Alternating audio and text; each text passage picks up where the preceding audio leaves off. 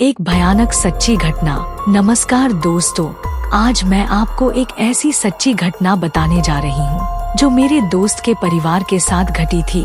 यह घटना बेहद डरावनी है जिसे सुनकर आप सिहर उठेंगे। यह कहानी मेरे दोस्त की माँ से जुड़ी हुई है जिन्होंने खुद इसे अनुभव किया था। मेरे दोस्त ने मुझे यह बताया कि उसकी माँ ने ये कहानी उसे सुनाई थी। उसकी माँ का संबंध एक छोटे से गांव से था जहां आज भी कई पुरानी मान्यताएं जीवित हैं। गांव के बुजुर्गों का मानना था कि वहां बुरी शक्तियों का वास है। उसी बुरी शक्ति से सामना हुआ था मेरे दोस्त के नाना जी का।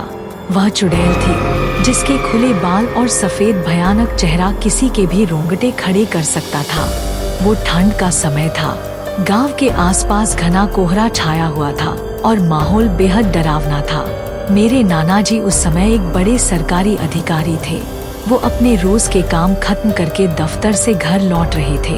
घर का रास्ता जंगल से होकर जाता था, लेकिन वो हमेशा मुख्य रास्ते से ही घर जाते थे क्योंकि जंगल का रास्ता सुनसान और खतरनाक था। उस दिन काम थोड़ा ज्यादा था तो उन्हें घर पहुंचने में देरी हो गई। उनके साथी अधिकारी उनसे पहले ही अपने अपने घरों के लिए निकल चुके थे और वो अकेले पीछे छूट गए थे। दफ्तर से निकलते वक्त उन्होंने सोचा कि पहले बाजार से कुछ जरूरी सामान खरीद लें ताकि घर पहुंचने के बाद बाहर न जाना पड़े। बाजार से सामान खरीदते खरीदते उन्हें वक्त का अंदाजा ही नहीं रहा। जब उन्होंने अपनी घड़ी पर नजर डाली तो उन्हें एहसास हुआ कि काफी देर हो चुकी है और अब घर पहुंचने में और देरी हो जाएगी। उन्होंने सोचा कि जंगल के रास्ते से अगर जाएंगे तो जल्दी घर पहुंच जाएंगे। जंगल का रास्ता छोटा था लेकिन काफी खतरनाक माना जाता था। मेरे नाना जी ने सोचा कि वो जल्द से जल्द घर पहुंच जाएंगे, इसलिए उन्होंने बिना सोचे समझे गाड़ी जंगल की ओर मोड़ दी। आसमान में काले बादल थे और धीरे धीरे अंधेरा घिरने लगा था। गाड़ी तेज स्पीड में चल रही थी, लेकिन अचानक गाड़ी के सामने एक औरत आ गई। नाना जी ने झटके से ब्रेक मारे और गाड़ी रुक गई। उन्होंने देखा कि वह औरत तेज तेज रो रही थी। नाना जी को लगा कि वो किसी मजदूर की पत्नी होगी जो जंगल में रास्ता भटक गई होगी। उन्होंने सोचा कि इस औरत की मदद की जानी चाहिए। नाना जी ने उस औरत से पूछा, तुम यहाँ क्या कर रही हो? तुम्हारा घर कहाँ है? लेकिन वो औरत कुछ नहीं बोली, बस जोर जोर से रोने लगी।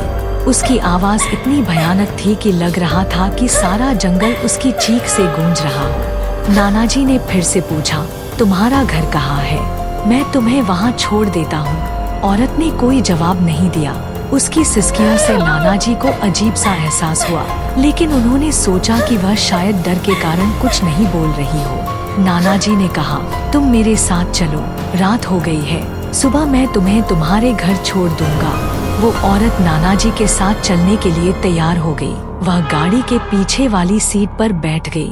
उसने अपने सिर पर घूंघट डाल रखा था जिससे उसका चेहरा पूरी तरह छिपा हुआ था। नाना जी ने गाड़ी को स्टार्ट किया और घर की ओर बढ़ने लगे। जब नाना जी घर पहुँचे तो उनके परिवार के लोग गाड़ी की आवाज सुनकर बाहर आ गए। सभी ने देखा कि नाना जी के साथ एक अजनबी औरत भी आई है। नाना जी ने उन्हें सारी बात बताई और कहा कि वह औरत रास्ता भटक गई थी, इसलिए उसे रात भर के लिए यहाँ रुकने दिया जाए। मेरी माँ, जो उस समय घर में मौजूद थी, उन्हें उस औरत पर शक हुआ। उन्होंने सोचा कि यह कोई चोर हो सकती है जो रात के समय घर का सामान चुराने का इरादा रखती है। लेकिन नाना जी ने उसे रसोई में खाना बनाने के लिए कह दिया ताकि सब लोग खाना खा सके। उस औरत ने बिना कुछ बोले रसोई में जाकर खाना बनाना शुरू कर दिया। लेकिन मेरी माँ का मन अब भी बेचैन था। उन्हें बार बार यह ख्याल आ रहा था कि वो औरत अपना चेहरा किसी को क्यों नहीं दिखा रही है। माँ ने सोचा कि क्यों न जाकर देख लिया जाए कि वह औरत क्या कर रही है। 10 मिनट बाद माँ रसोई में गई तो उन्होंने देखा कि वो अभी तक सिर्फ थैले से मछलियाँ ही निकाल रही थी। माँ को गुस्सा आ गया और उन्होंने कहा, तूने अभी तक खाना बनाना शुरू ही नहीं किया, सब भूखे हैं, जल्दी कर। लेकिन उस औरत ने कोई जवाब नहीं दिया। उसका चेहरा अब भी घूंघट से ढका हुआ था। माँ ने सोचा कि वो शायद अजनबियों के सामने बोलने से डर रही होगी। माँ ने उससे बोला कि अगर उसे कोई मदद चाहिए तो वह बता सकती है, लेकिन औरत ने फिर भी कुछ नहीं कहा। माँ का शक और बढ़ गया। वह सोच रही थी कि ये औरत कुछ ना कुछ गड़बड़ जरूर कर रही है। माँ वहाँ से चली गई और घर के दूसरे कामों में व्यस्त हो गई, लेकिन उनका मन अब भी बेचैन था। कुछ देर बाद माँ फिर से रसोई में गई। जब वह रसोई में पहुँची तो जो दृश्य उन्होंने देखा उससे उनके पैरों तले जमीन खिसक गई। रसोई में वो औरत स्लेब पर बैठी हुई थी और कच्ची मछलियाँ खा रही थी। उसके हाथ में मांस के टुकड़े थे और उसके चारों ओर हड्डियाँ और मांस के टुकड़े बिखरे पड़े थे। माँ ने देखा कि उसका घूंघट अब हट चुका था और उसका चेहरा बेहद खौफनाक था। उसके बाल बिखरे हुए और बहुत लंबे थे और उसके नाखून काले और बड़े थे। उसकी आंखों में एक अजीब सी लाल चमक निकल रही थी जो किसी भी इंसान को डरा सकती थी। माँ ये सीन देखकर हिल गई। उनके गले से आवाज नहीं निकल रही थी। वे डर के मारे कुछ बोल नहीं पाई। माँ ने जल्दी से एक जलता हुआ कोयला उठाया और उसे उस औरत की ओर फेंक दिया। जलते हुए कोयले की जलन से वह औरत जोर जोर से चीखने लगी। उसकी चीखें इतनी तेज थी कि पूरा घर इकट्ठा हो गया। सभी ने देखा कि वो औरत तेजी से दरवाजे की ओर भाग रही थी। जैसे ही वो बाहर निकली, उसकी चीखें जंगल की ओर जाती हुई सुनाई दी। आसपास के लोग भी उसकी चीखों को सुनकर बाहर आ गए और सबने माँ की हिम्मत की तारीफ की। उस दिन के बाद से माँ ने कई बार उस चुड़ैल को देखा।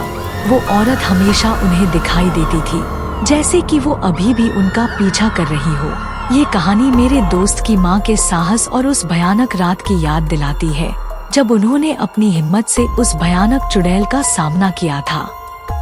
दोस्तों, मेरे पास एक ऐसा मंत्र है जो ऐसी चुड़ैलों को भगा देता है।